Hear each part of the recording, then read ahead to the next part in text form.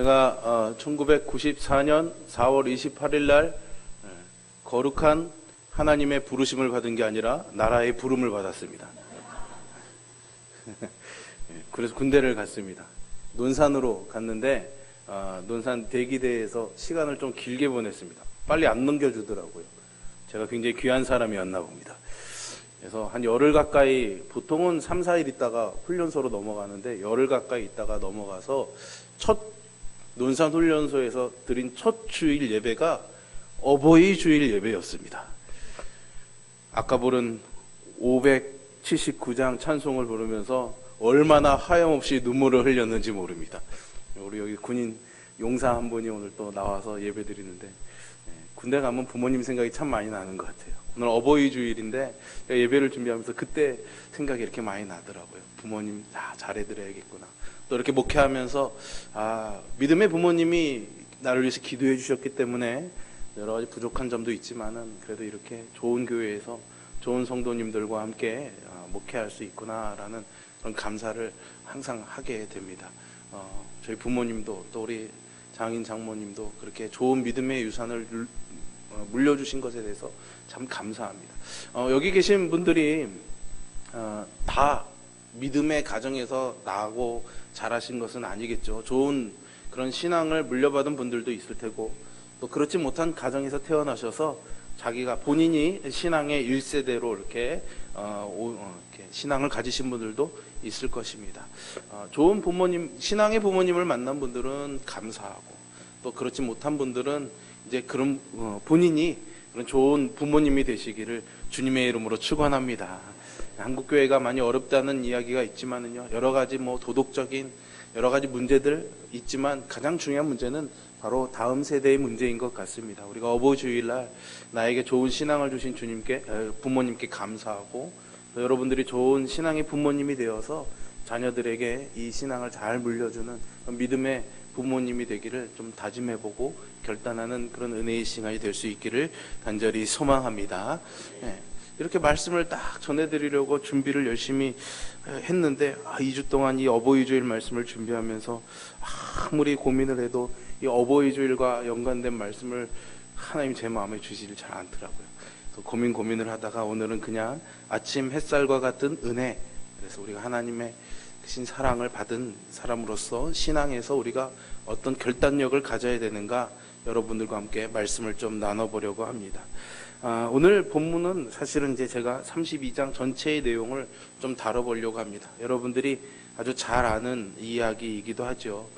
야곱이 오랜 타향살이를 마치고 고향으로 돌아오게 됩니다. 고향으로 오는 그의 마음이 약간은 기대되는 마음도 있었고 들뜬 마음도 있었지만은 또 마음 한켠에는 두려움과 불안감이 또 자리 잡고 있습니다. 왜냐하면 그가 고향을 떠날 때 좋게 떠난 게 아니기 때문이죠. 형 에서가 받을 축복을 아버지를 속여서 이렇게 대신 복을 받아서 그것으로 인해서 형의 미움을 받아서 도망갔기 때문입니다. 돌아온 자신을 형이 어떻게 대할 것인가가 야곱에게는 가장 큰 문제였습니다. 그런데 그의 귀에 들려온 소식은 형 에서가 400명이나 되는 군병들을 데리고 자기한테 오고 있다는 소식이었죠. 순간 이 야곱의 머릿속에 든 생각이 과연 형이 자기를 환영하러 온다는 생각이었을까요? 그러지는 않았겠죠. 자기에게 품었던 원한을 풀고 안갚음하려 한다는 생각을 했을 것입니다. 위기감이 생겼죠. 그런 위기감 앞에서 야곱이 한 일은 기도였습니다. 오늘 창세기 32장의 11절에서 보시면 야곱의 간절한 이 기도를 볼 수 있습니다. 내가 주께 간구하오니 내 형의 손에서 에서의 손에서 나를 건져내옵소서. 이렇게 기도하고 있죠. 자신과 자신의 처자들이 어떻게 상할까봐 두려운 마음에 하나님의 도우심을 구한 겁니다. 오늘 제가 말씀은 이렇게 아주 평범하게 읽었지만 막상 그때의 야곱은 아주 처절하게 부르짖었을 것입니다. 하나님 막 이렇게 하면서 제발 살려주세요 이렇게 기도했겠죠. 속이 타고 아마 마음에 무서움이 많았을 것입니다. 에서가 오면은 막을 방법도 없었을 것입니다. 야곱은 하나님께 간절히 기도했죠. 그래서 이 대목만 우리가 보면은 역시 이 할아버지 아브라함, 아버지 이삭, 이 믿음의 대를 잘 이어서 야곱이 인생의 이런 큰 문제 앞에서 기도하는 믿음의 사람이구나라는 생각을 해보게 됩니다. 그런데 여러분 13절을 한번 보시기 바랍니다. 이 13절에서는 야곱의 또 다른 모습이 나타납니다. 야곱이 거기서 밤을 지내고 그 소유 중에서 형 에서를 위하여 예물을 택하니 이렇게 되어 있습니다. 이 모습이 과연 뭘까요? 우리가 잘 아시는 것처럼 이 야곱이 형의 마음을 누그러뜨릴 방법을 찾은 겁니다. 그래서 자기의 소유에 좋은 것들을 미리 오는 그 형의 길 앞에 사람들을 보내서 예물을 줌으로 인해서 이 에서의 화난 마음, 또 원한 갖고자 하는 그 마음을 누그러뜨릴 심산이었던 거죠. 여러분 조금 전만 해도 하나님께 하나님 나를 도와주세요, 나를 살려주세요 그렇게 간절히 기도했던 야곱인데 그는 지금 이제 하나님이 어떻게 자기를 구원해 주실 것인가를 기다리는 것이 아니라 자기가 살 궁리를 하게 되는 거죠. 에서가 이 야곱이 보낸 예물을 보면서 이것이 무엇이냐라고 묻는다면은 그에게 이것은 당신의 동생 야곱이 당신을 위해서 바치는 겁니다 이렇게 말하라고 종들에게 시킵니다. 형의 마음을 풀고자 했던 그의 심산이 여기서 잘 드러나고 있죠. 사실 야곱이 간절하게 기도했다면 제 생각에는 하나님이 지켜주실 거야 라는 심산을 가지고 믿음을 가지고 어쩌면 용감하게 형 에서에게 찾아가서 죽을 각오를 하고 무릎을 꿇고 빌어야 되지 않았을까요 여러분? 그럼에도 불구하고 이렇게 어떤 물질로 예물을 통해서 형의 마음을 녹이려고 했던 이 야곱의 모습은요, 그가 어디에 과연 소속된 사람인가 우리로 하여금 의심이 가게 만듭니다. 한 번에 보내지도 않고요, 야금야금 보냅니다. 한 텀 보내고 두 텀 보내고 세 텀 보내고 이렇게 가족들을 뭐 나름대로 이렇게 중요도를 따져서 종들과 가족들을 나눠서 이렇게 보내죠. 사실은 저는 이 부분에서 야곱의 참 인간적인 비열함이라고 그래야 되나요? 참 이 속좁음을 보게 됩니다. 다 보내고 자기는 어떡합니까? 남습니다. 예. 강 건너로 다 보내고 자기는 강 이편에 남아 있는 거죠. 그 마음속에 뭐가 있었을까요? 하다 안 되면 나라도 도망가야겠다. 그런 마음 아니었을까요, 여러분? 성경에는 안 나와 있으니까 잘 모르겠습니다. 여러분, 우리들이 교회 안에서 또 신앙생활을 해나가지 않습니까? 야곱의 뭐 견줄만한 위기는 아니겠지만 누구나 다 인생의 그런 신앙의 위기 그리고 절박한 상황들을 간혹 우리가 맞닥뜨리게 됩니다.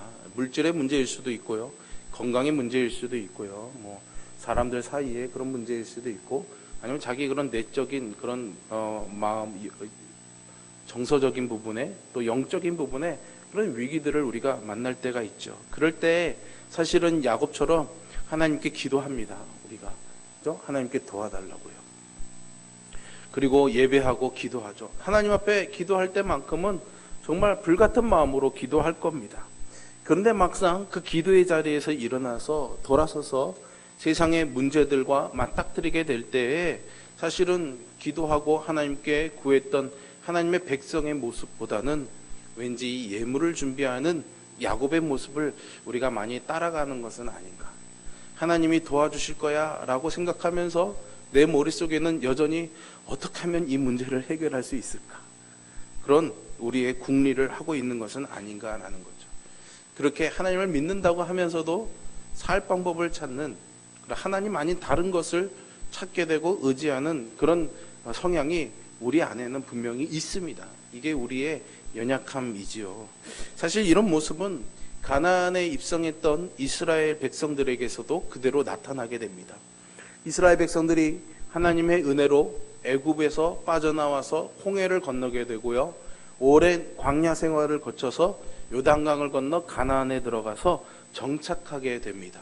이제 이 이스라엘에게는 이전에 애굽과 광야와는 다른 또 다른 새로운 환경을 만나게 된 것이죠. 애굽에서는 노예 생활을 했기 때문에 아마 배급되는 음식을 먹었을 것입니다. 그리고 광야 생활에서는 그들이 하나님으로부터 만나를 공급받아서 살아왔죠. 그리고 아브라함 때부터 이 이스라엘 백성들의 기본적인 생업은 목축, 유목민이었습니다.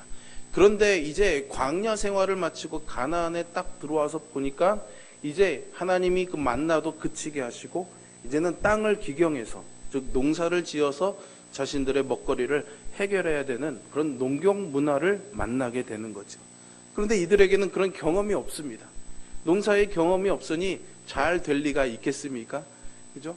저도 어려서부터 생긴 거는 굉장히 농촌스럽게 생겼지만은 그래도 도시에서 자라서 농사일을 잘 모릅니다.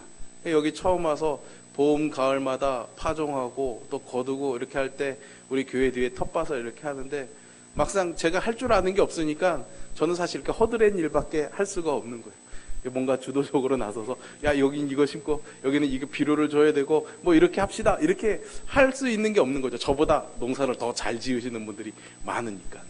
그러니까 이제 물어볼 수밖에 없습니다. 잘 안 되면 물어봐야 되죠. 이스라엘 백성들도 마찬가지였습니다. 농사가 잘 안 되는데 잘 보니까는 거기에 있던 가나안 민족들은 농사를 아주 잘 짓는 겁니다. 자기들보다 훨씬 많은 수확을 얻는 거예요. 그러니까 궁금해지죠. 어떻게 하면 저렇게 농사를 잘 지을 수 있을까? 물어봐야겠다. 물어봅니다. 근데 물어본 그들에게 가나안 사람들의 대답이 뭡니까?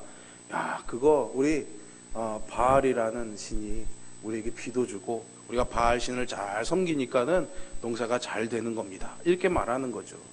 유대인들은, 이스라엘 백성들은 유일하신 하나님을 믿는 신앙이었고 출애굽 과정부터 광야의 여정 동안 그러니까 하나님으로부터 공급합을 경험했던 사람들입니다. 그러니까 하나님이 얼마나 자신들의 생명을, 그리고 자신들의 생명의 공급처가 되심을 절실하게 깨달았던 사람들이지요. 또 그들에게 이른 비와 늦은 비를 허락해 주셔서 젖과 꿀이 흐르는 가나안 땅에서 잘 살게 하겠다고 약속까지 받았습니다. 그런데 그런 하나님만으로 만족할 수가 없었던 거죠. 당장 눈앞에는 농사가 잘 안 되는 현실이 있었으니까. 그리고 그것을 잘하는 사람들의 노하우를 보게 된 겁니다. 그러니 그들의 마음에 이제는 저렇게 하면은 농사가 잘 되는구나 라고 받아들이게 된 거죠. 그래서 그들이 하나님을 섬긴다고 하면서도 또 바알의 제단에 나오게 되는 그런 양다리 신앙이 나타나게 됩니다. 유일하신 하나님만 섬기는 게 아니라 바알신도 농사를 위해서는 필요하지, 이런 생각이 들어오게 된 거죠. 여러분, 사실 우리가 성경을 유심히 살펴보면요, 이스라엘 백성들이 하나님 앞에 불순종을 참 많이 합니다. 그런데요, 참 신기한 거는 한 번도 하나님 필요 없다고 버린 적은 없습니다.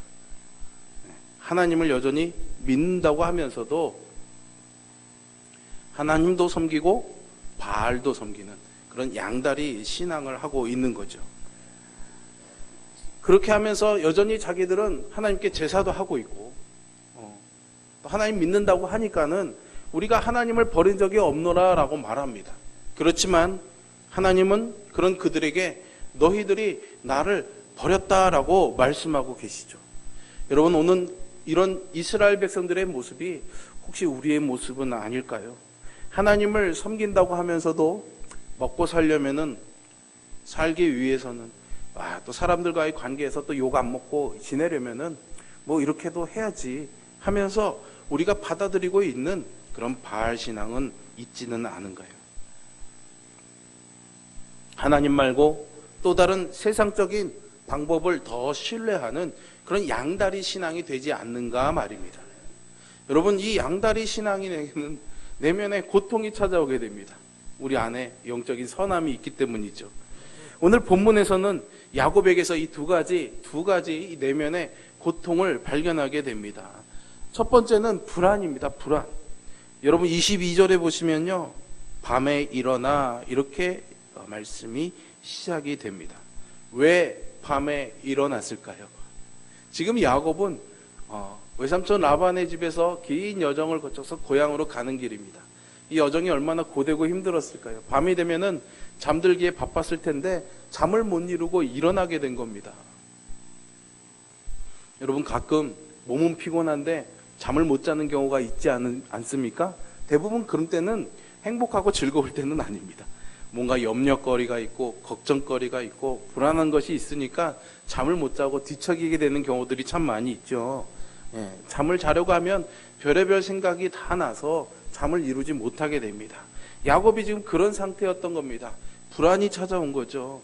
스트레스를 받고 마음의 불안이 끊임없이 반복되고 있는 겁니다. 그러니까 잠만 자려고 하면 그것이 생각나고 잠을 이룰 수가 없었던 거죠. 야곱은 이런 불안을 없애기 위해서 나름대로 최선의 방법을 찾았습니다. 하나님 앞에 기도하기도 했고 또 자신이 그런 제산의 예물을 만들어서 형에게 미리 이렇게 보내는 그런 세상적인 조치도 다 취해 놓았지만 그의 마음의 불안은 사라지지 않고 있었던 거죠. 그래서 야곱이 밤에 일어났던 것입니다. 두 번째로 야곱에게 찾아온 고통은 고독입니다. 이어지는 24절에 보시면 야곱은 홀로 남았더니 이렇게 이어지고 있습니다. 그날 밤 야곱은 가족을 다 떠나보내고 혼자 남습니다. 사실은 야곱이 열심히 살아온 이유는 가족 때문이었겠죠. 그리고 그 가족들을 데리고 지금 고향으로 가는 길인데 이제 그는 혼자 남게 됩니다. 아무것도 없는 거죠. 결정적인 고통의 순간 자기의 곁에 아무도 없는 겁니다. 저는 이 야복강가에 홀로 남은 이 야곱의 모습이 오늘 우리의 모습이 아닐까 하는 그런 생각을 해보게 됩니다. 그러면 왜 하나님께서 그가 이 야복강가에 홀로 남게 하셨을까요? 그를 야복강가로 인도하신 이유, 때로는 우리를 그렇게 홀로 남게 야복강가에 홀로 남게 하시는 하나님의 뜻은 과연 무엇일까요, 여러분? 그럼 30절 오늘 본문의 말씀을 함께 같이 한번 읽어보겠습니다. 30절을 함께 읽습니다. 그러므로 야곱이 그곳 이름을 브니엘이라 하였으니 그가 이르기를 내가 하나님과 대면하여 보았으나 내 생명이 보존되었다 함이더라. 아멘. 이 야복강가에서 야곱에게 향하신 하나님의 뜻이 과연 무엇이었을까요, 여러분? 하나님의 얼굴을 대면하게 하는 것입니다. 하나님의 얼굴을 마주하는 시간이죠. 야곱의 인생의 여정을 성경을 잘 아시는 분들은 머릿속에 있으시겠고 또 잘 모르시는 분들은 무슨 얘기인지 잘 이해가 안 되실 수도 있겠지만 야곱이 아버지로부터 장자의 복을 받기 위해서 거짓말을 하고 이렇게 자기가 형인 것처럼 위장해서 복을 받은 것, 그리고 외삼촌 라반의 집에 가서 아내를 얻기 위해서 7년을 고생하고 또 7년을 고생해서 두 아내를 얻게 된 것, 그리고 품삯의 문제를 가지고 외삼촌과 다투고 그래서 그 문제를 해결하기 위해서 양의 그런 색깔로 구분해서 얻어내고 또 그 외삼촌의 집에서 나오는 과정에서도 아내인 리브가가 외삼촌에게 중요한 물건을 가지고 나와서 또 추격을 당해야 되는 이런 일련의 이 야곱의 인생을 가만히 잘 살펴보면은 야곱은 언제나 항상 하나님을 바라보는 자리에는 있었습니다. 하나님을 찾는 그 삶에는 항상 있었지만은 언제나 그 언저리에만 걸쳐 있었던 거죠. 결정적인 순간에는, 꼭 필요한 그 순간에는 사실은 자기의 생각과 방법들을 동원하는 모습들을 계속해서 발견하게 됩니다. 즉 하나님을 찾고는 있지만 하나님의 얼굴은 못 본 거죠. 하나님의 어떤 분이신지를 자기가 경험하지 못한 것입니다. 어쩌면 여기에는 두려움이 자리 잡고 있었기 때문인지도 모르겠습니다. 왜냐하면 오늘 30절의 말씀을 보면 내가 하나님을 대면하여 보았으나 내 생명이 보존되었다라고 말하고 있죠. 이 구약시대의 이 유대인들은 하나님을 만나면 죽는 걸로 알고 있었습니다. 하나님의 영광을 보면 죽는 걸로 알고 있었고 실제로도 그러했습니다. 그러니 야곱이 하나님을 본다는 것, 하나님에 대해서 안다는 것이 쉬운 일은 아니었죠. 아브라함으로부터 이삭으로부터 부모로부터 들은 하나님은 있었지만 자기가 그 하나님을 어떻게 대해야 될지, 자기가 도망 나오는 그 광야에서 하나님이 꿈으로 보여주셨지만 사실은 하나님을 뵙는 것이 두려웠을지도 모르겠습니다. 그래서 하나님을 찾았지만은 언제나 자기의 방법도 또 찾고 있었던 거죠. 그러나 야곱에게 이제 하나님이 자신을 드러내 보여주시는 겁니다. 그게 야복강가의 사건이었습니다. 야곱의 인생은 전적으로 인간적인 수단과 잔꾀로 채워진 인생이었지만 여전히 그에게는 이 불안과 고독의 문제를 해결할 수가 없었습니다. 그것을 끊임없이 떨쳐버리려고 열심히 살아왔지만은 그 문제를 해결할 수가 없었던 거죠. 우리의 인생에도 수많은 문제들이 있습니다. 그런 문제들을 해결하기 위해서 우리는 어쩌면 이 자리에서 예배하고 하나님께 부르짖습니다. 그러면서도 여전히 그런 문제들이 우리의 뒤를 붙잡고 있다면은 우리는 어쩌면 야곱처럼 하나님을 찾으면서도 여전히 거기서 헤어나기 위한 세상의 방법을 붙잡고 있는 양다리 신앙의 모습이 아니었을까요?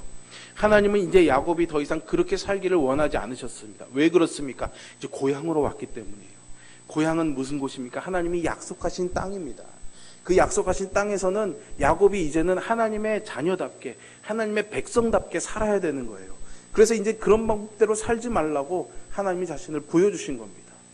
우리도 하나님의 자녀답게 살려면 하나님이 우리에게 보여주시는 하나님의 얼굴을 뵈야 될 줄로 믿습니다. 하나님은 이 일을 위해서 야곱을 야복으로 인도하셨고 그에게 불안의 상황을 주셨고 그에게 홀로 남는 상황을 허락해 주셨던 거죠. 그리고 그 야곱에게 찾아가 주십니다. 24절의 말씀이에요. 야곱이 홀로 남았더니 어떤 사람이 날이 새도록 야곱과 씨름하다가, 야곱에게는 불현듯 놀라운 일이 생긴 겁니다. 생각지 못했던 일이 일어난 거죠. 어떤 사람, 이 말의 표현이 참 재밌습니다. 어떤 사람. 이 어떤 사람이라는 건 그가 누군지도 몰랐다라는 의미도 있겠지만은요, 이런 상황이 일어나게 될지도 몰랐다라는 그런 의미도 다 포함하고 있는 겁니다. 누군가가 갑자기 나타나서 자기를 붙잡고 씨름했다라는 거죠. 성경학자들은 이 어떤 사람을 천사라고 이렇게 이해하기도 하고, 성부 하나님이 직접 오셨다라고 표현하기도 하고, 아니 성육신 하신 예수님이 성육신으로 신약에 오시기 전에 이렇게 야곱에게 오셨다라고 말하기도 합니다. 그러나 어떤 해석이든지 간에 뭐가 맞다라고 저는 말씀드릴 수가 없지만은, 왜냐하면 성경이 어떤 사람이라고 표현하고 있기 때문이에요. 그러나 중요한 것은 이 세 가지의 공통점은 하나님의 영권을 가지고 있는 사람이었다라는 거죠. 그러니까 하나님의 그런 신적인 권위를 가지고 그날 밤 하나님이 야곱에게 찾아오신 것입니다. 이것이 아주 중요한 포인트입니다, 여러분. 하나님이 야곱에게 찾아오신 거죠. 여전히 자기의 살 방법을 스스로 궁리하면서 자기가 자기의 인생의 주인 노릇하고 있는 이 야곱에게 하나님이 찾아오셨습니다. 야곱에게 씨름을 건 것도 하나님이시죠. 야곱이 먼저 붙잡은 것이 아니라 하나님이 야곱을 붙잡으신 겁니다. 불안과 고독의 홍수 속에서 떠내려가서 죽을 지경인 이 야곱에게 하나님께서 오셔서 그를 꽉 붙잡은 거예요, 여러분.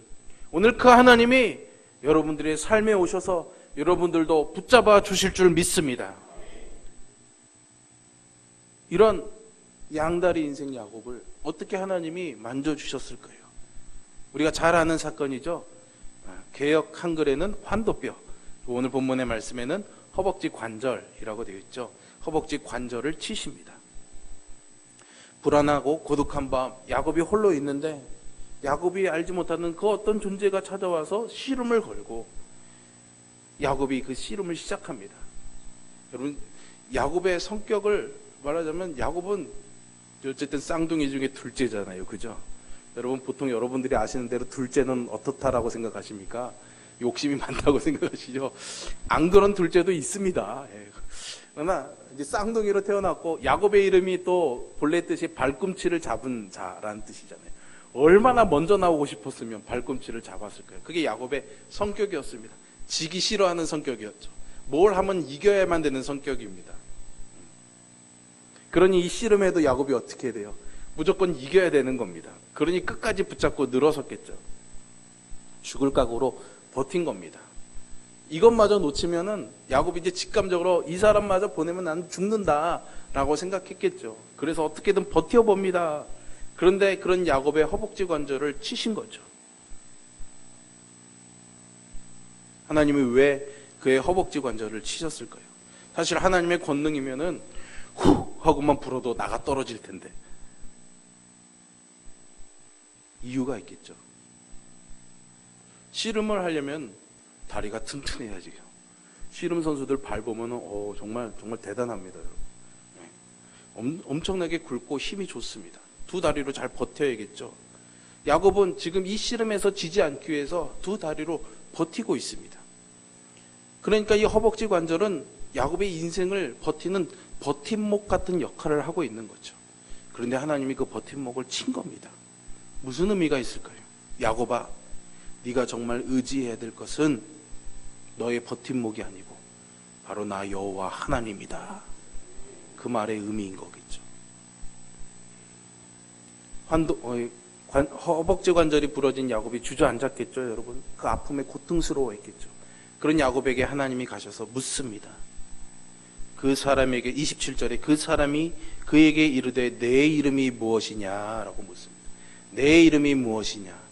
이 야곱의 이름이 뭔지 몰라서 물어봤을까요, 여러분? 알고 계셨겠죠.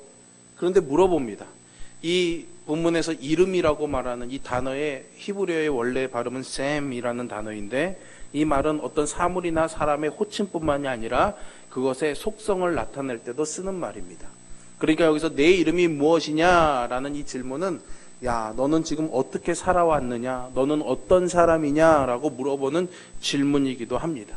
그 질문에 야곱이 뭐라고 대답합니까? 나는 야곱입니다 라고 말합니다.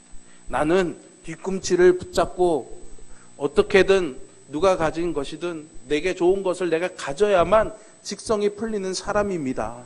어떻게든 이겨야만 되는 사람입니다. 그 방법, 그것을 위해서는 어떤 인간적인 방법이라도 찾아야 되는 사람입니다. 그런 고백인 거죠. 그럴 때 하나님이 야곱에게 허벅지 관절을 치신 것은 이제 그런 인생은 버리라는 의미입니다. 새 인생을 살라는 의미이죠. 그래서 야곱에게 어떻게 하십니까? 새 이름을 주십니다. 그 이름이 뭡니까? 바로 이스라엘입니다. 이스라엘의 이름의 뜻은 하나님과 겨루어 이겼다라는 그런 의미입니다. 야곱이 씨름에서 이겼잖아요. 근데 사실은 이 세상에 하나님을 이길 사람은 아무도 없습니다. 근데 왜 하나님과 싸워 이겼다라는 표현의 이름을 하나님이 주셨을까요? 이제 이겼으니까, 여러분, 제일 전능하신 하나님을 이긴 겁니다, 야곱이. 그럼 이제 야곱은 챔피언이 된 거죠. 그러면 이제 야곱은 싸울 필요가 없습니다. 무슨 말인지 이해가 되십니까? 이제 뭔가를 이기기 위해서 그렇게 치열하게 싸우고 세상적인 방법을 붙잡지 말라는 거예요. 이제 이겼으니까 이제는 싸우지 말라는 의미입니다. 싸우지 말고 어떻게 하라고요? 이제는 하나님을 의지하라는 의미이죠. 하나님의 다스림받는 인생이 되라는 그런 의미입니다. 이 사건을 통해서 야곱의 인생의 주인공이 바뀌게 됩니다. 온갖 잔꾀와 세상적인 수단에 밝았던 이 야곱이 자신의 인생의 이 키를 붙잡고 쥐지 않고 놓지 않으려고 발버둥 치던 이 야곱, 그런 그의 인생의 주인공이 드디어 이제는 하나님으로 바뀌었다는 것입니다. 야곱이 양다리를 걸치고 한쪽에는 하나님, 한쪽엔 세상을 걸치고 달려왔는데 이제는 그 다리의 한쪽을 치셔서 하나님 편에 서도록 만든 것이죠. 하나님께서 이 시간 우리의 인생에 찾아오셔서 우리의 심령의 허벅지 관절을 내려치시고 풀썩 주저앉아 당황해하는 우리에게 새 이름과 새 인생이고 주인이 되어주시는 은혜가 있기를 주님의 이름으로 소원합니다. 여러분, 야곱이 왜 이런 양다리 인생을 살았을까요?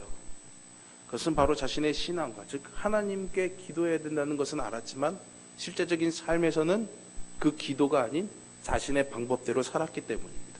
신앙과 삶이 연결되지 않았기 때문이죠.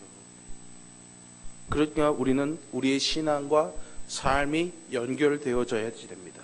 말씀을 우리의 삶으로 끌고 와야지 되는 거죠. 기도를 간절히 하시면서 기도를 통해서 주시는 하나님의 방법을 기다려야 됩니다. 불안하고 초절한 여러 가지 문제들이 있을지라도 하나님께로부터 나오는 하나님의 선한 방법을 향해 우리의 영적인 안테나를 올리고 있어야 되는 거죠.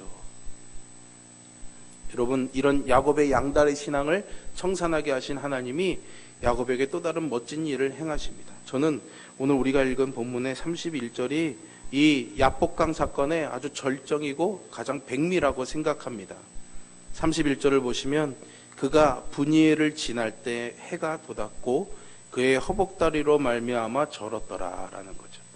이 32장을 영화로, 야곱의 인생을 영화로 만든다면 저는 이 장면이 바로 이 영화의 엔딩 장면이라고 생각합니다. 아침 햇살이 탁 떠오르는 그 햇살을 배경으로 야곱이 다리를 쩔뚝쩔뚝거리면서 걸어가는 장면이죠. 그의 뒷모습에 그림자만 비치다가 마지막 장면은 아마 제가 감독이었다면 그의 얼굴을 클로즈업하면서 환하게 웃는 야곱의 모습을 마지막 장면으로 선택할 겁니다. 여러분, 여전히 야곱은 다리를 절고 있습니다. 그것은 어떻게 보면 인생의 고통이 끝나지 않았다는 의미이죠. 야곱은 어쩌면 두 다리로 열심히 잘 뛰어다니려고 자신의 방법을 붙잡고 살아왔을지도 모르겠습니다. 그러나 이제는 한쪽 다리가 부러져서 절 수밖에 없는 그런 불편함과 고통이 여전히 있음에도 불구하고 그의 뒤에는 이제 아침 햇살이 내리쬐고 있는 거죠. 그 하나님의 은혜를 경험하고 있는 겁니다. 그렇기 때문에 절뚝이는 다리를 가지고도 웃으며 갈 수가 있는 거죠. 분이엘을 지날 때, 하나님의 얼굴을 배울 때 그의 인생에 아침 햇살 같은 은혜가 돋았고, 허벅지 다리를 저는 것 같은 인생의 고통이 여전히 있음에도 불구하고 그는 이제 강을 건너 약속의 땅으로 걸어가고 있는 것입니다. 이제 이 야곱에게는 더 이상 좌절과 두려움과 불안이 있지 않겠지요. 사랑하는 성도 여러분, 여러분들의 눈물과 기도에도 이 아침 햇살과 같은 하나님의 은혜가 항상 비춰지기를 주님의 이름으로 축원합니다. 기도하겠습니다.